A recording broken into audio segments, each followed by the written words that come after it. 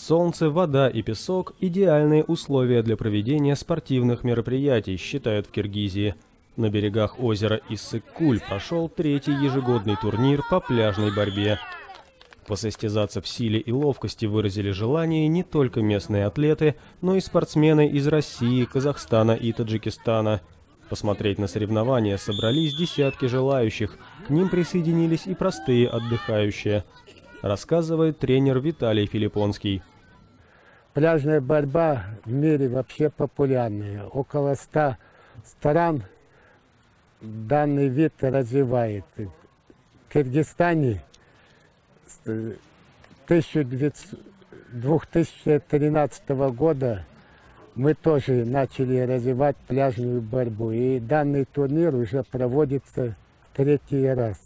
Правила пляжной борьбы почти не отличаются от обычной. Участники должны уложить оппонента на лопатки или вытолкнуть за пределы импровизированного ринга, круга из веревки. Правда, в целях безопасности запрещена борьба на земле, чтобы песок не попал в дыхательные пути. На берегу Иссык-Куля состязались как мужчины, так и женщины в нескольких весовых категориях. Победители соревнований получат возможность принять участие в Азиатских играх, которые пройдут во Вьетнаме в 2016 году.